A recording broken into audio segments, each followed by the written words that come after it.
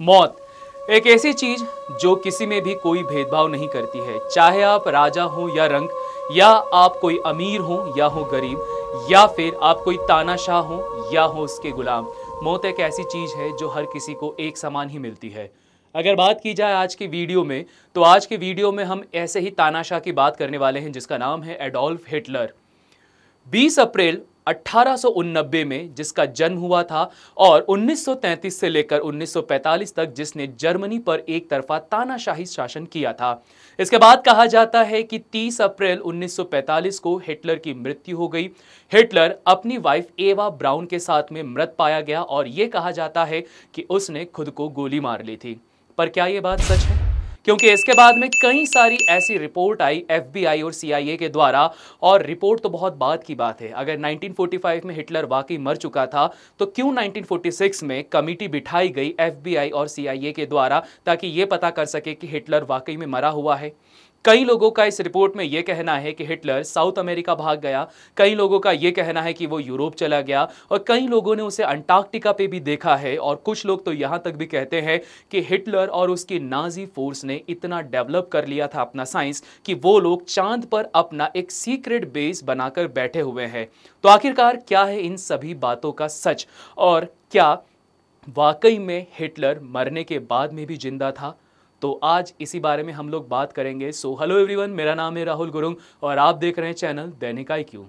9 जून 1945 Soviet leader Joseph Stalin के द्वारा एक प्रेस कॉन्फ्रेंस बुलाई गई जिसमें इस बात के लिए कमेटी बिठाने की बात की गई जिसमें यह पता कर सके कि क्या वाकई में ही मौत हो चुकी थी हिटलर की 30 अप्रैल 1945 को। तो इसी श्रेणी में आगे जाकर ब्रिटिशर्स ने ही उसी जुलाई 1945 में एक खबर पोस्ट करी जिसमें उन्होंने ये लिखा था कि 30 अप्रैल 1945 को जब हिटलर की मृत्यु हुई थी तो उस मृत्यु के पश्चात में जो डेड बॉडी उसके गार्डन से मिली थी वो एक्चुअली में जस्ट उसके बॉडी डबल की ही एक डेथ बॉडी थी, जो कि ऑब्वियस बात है ओरिजिनल हिटलर नहीं था। इसके बाद में होना क्या था, अमेरिकन्स भी इस भीड़ में कूद पड़े और अमेरिकन्स ने अब ये थ्योरी बनाना चालू कर दी कि हिटलर वहां से भाग चुका है और भागकर पहुंच चुका है यूरोप में। और इसके बाद में अमेरिकन्स यहीं पर ही नहीं रुके। बात करते हैं 1946 की। हिटलर के जिंदा रहने का भूत कुछ इस तरह से अमेरिकन्स के ऊपर लगातार बढ़ते चले जा रहा था कि अमेरिका में ही रहने वाले एक बैप्टिस्ट प्रीचर जिनका नाम था विलियम जॉनसन, और इन्होंने करा क्या कि इन्होंने इतनी सारी कॉन्स्पिरेसी थ्योरी बनाना चालू कर दी जिसमें इन्होंने लोगों को यह बताना चालू कर दिया कि हिटलर बर्लिन से भाग चुका है और भागते समय उसने इतनी बड़ी टनल खोद कर रखी थी जो कि सीधा वॉशिंगटन DC तक जाती थी। और इस टनल को खोदते टाइम पर वो अपने साथ में कई सारे न्यूक्लियर वेपन्स, इसके अलावा इनविजिबल स्पेसशिप और कई सारे ऐसे एडवांस सोल्जर की आर्मी लेकर भागा था। और यही बातें करते करते जॉनसन ने उस समय 15,000 USD इकट्ठा कर लिए थे लोगों से ताकि वो यहां पर इन्वेस्टिगेशन कर सके कि वाकई क्या हिटलर इतना ही एडवांस हो चुका था। आज के प्रेजेंट में इसकी प्राइस देखें उस समय के $15,000 की, तो आज के समय में इसकी प्राइस लगभग हो चुकी है 1,23,00,000 रुपए तक। तो जॉनसन ने जब इस प्रकार की कॉन्स्पिरेसी थ्योरी बढ़ाना चालू कर दिया तो उसके बाद में कई सारी रिपोर्ट्स आना चालू हुई, खास करके अमेरिका के द्वारा, क्योंकि अब तक अमेरिका का FBI और CIA एक्टिवेट हो चुका था ताकि वो भी पता कर सके कि क्या वाकई में हिटलर मर चुका है या फिर वो बर्लिन से भागने में कामयाब हो गया। 30 अप्रैल 1945 को जब हिटलर की मौत की खबर आई तो उसके बाद में सबसे पहले यह बताया गया रिपोर्ट्स के अनुसार कि हिटलर ने खुद को पहले गोली मारने से पहले साइनाइड की कैप्सूल खाई, उसके बाद में उसने खुद को गोली मारी और वो गोली लगी थी उसके सीधे स्कल में, जिससे कि उसके स्कल का एक पार्ट वहां से टूटकर अलग हो गया था, जिस पे मिले खून के अवशेषों के द्वारा यह पता किया गया कि हिटलर का जो DNA था वो वाकई में ही वो रियल था।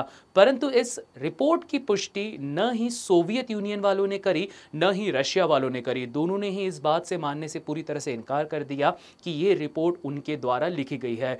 इसी वजह से ये कॉन्स्पिरेसी को और ज्यादा यहाँ पर हवा लगने लग गई। इस बारे में जब धीरे धीरे करके आगे और भी ज़्यादा कहानियाँ बनने लगी, तो इन कहानियों के बाद में जब दोबारा से इस बात का अध्ययन करवाया गया कि जो स्कल वहाँ से प्राप्त हुआ था, वो स्कल एक्चुअली में किसी पुरुष का स्कल नहीं था, वो स्कल एक्चुअली में एक महिला का स्कल था। और इस बात के लिए जो कहानी बनाई जा रही थी, या फिर बोला जाए कि ये जितनी भी कॉन्स्पिरेसी हो रही थी, तो इसको सबसे पहले सामने लेकर आए थे इयॉन केर्शवा। इयॉन केर्शवा ने ये बताया था कि जो स्कल वहाँ से मिला था एक्चुअली में वो कोई वुमन का स्कल था, क्योंकि अगर मेल और फीमेल के स्कल के में डिफरेंस देखा जाए तो मेल का स्कल हमेशा थिक होता है एज कंपैरेटिवली फीमेल के स्कल के। सो इस वजह से ये थ्योरी निकल कर आई।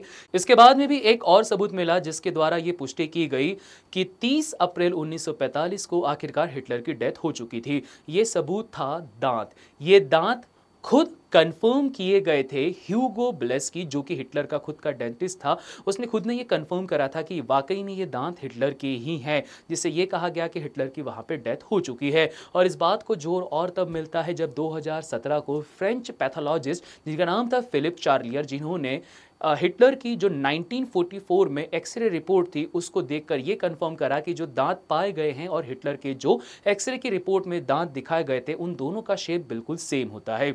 इसके बाद में भी कई सारी और थ्योरीज बनना चालू हो गई, जिसमें कुछ लोग बोलते थे कि हिटलर मर चुका है और कुछ लोग बोलते थे कि हिटलर जिंदा है।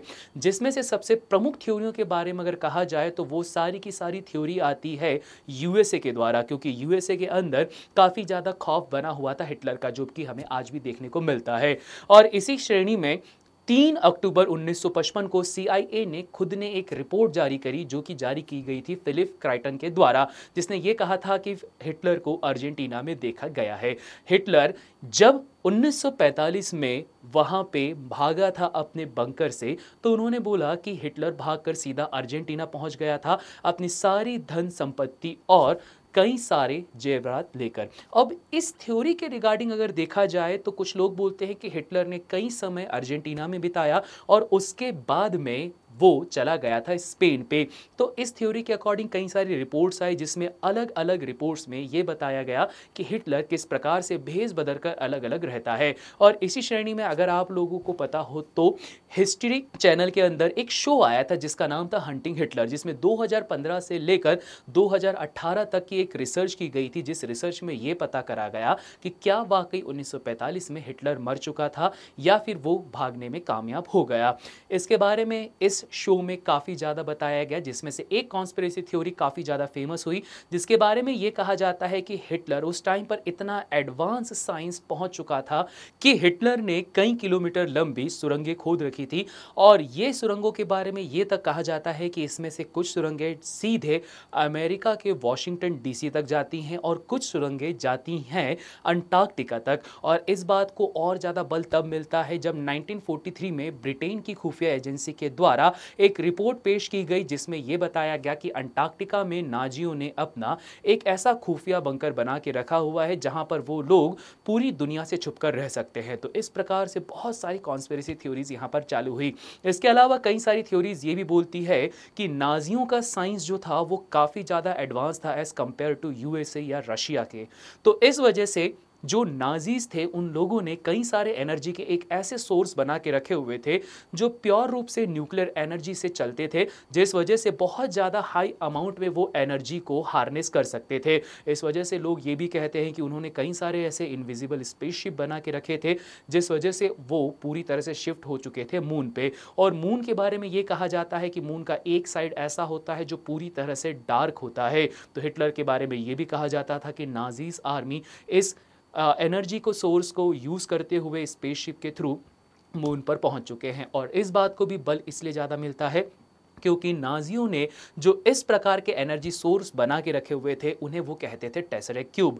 ये नाम आपको कहीं सुना सुना सा लगता होगा, क्योंकि ऑब्वियस बात है अगर आप एमसीयू के फ़ैन हैं या आपने कभी भी एमसीयू की मूवी देख के रखी हुई है तो वहाँ आप लोगों ने इस वर्ड को ज़रूर सुन के रखा हुआ है। परंतु वहाँ पर फिल्मकरण करने की वजह से इस टेसरेक्ट क्यूब को ये बताया गया था कि ये एनर्जी का कोई ऐसा सोर्स है जो कि बिल्कुल परग्रही है। परंतु अगर मैं बात करता हूँ वापस से हिटलर और नाजी आर्मी की, तो उन्होंने रियलिटी में ही यूरेनियम के कई सारे ऐसे क्यूब्स कलेक्ट करके रखे हुए थे जो प्योर यूरेनियम के बने हुए थे और जिसमें से लगातार एनर्जी निकलती रहती थी रेडिएशन के थ्रू। और वो लोग ये भी कहते थे कि इसमें से एनर्जी को हार्नेस करके वो इतने बड़े बड़े डिवाइसेस को चला सकते थे मानो कि कोई स्पेसशिप हो। तो इस प्रकार से हिटलर के बारे में कई सारी थ्योरीज फैली हुई है, परंतु ये सारी अभी तक कॉन्स्पिरेसी बनी हुई है, क्योंकि ऑब्वियस सी बात है कि अगर हिटलर की आर्मी इतनी ही ज़्यादा एडवांस थी तो वो ऑब्वियस बात है अभी तक पूरी दुनिया पर कब्जा कर चुकी होती और इसके अलावा हिटलर आज दुनिया का शासक होता, परंतु ऐसा नहीं है।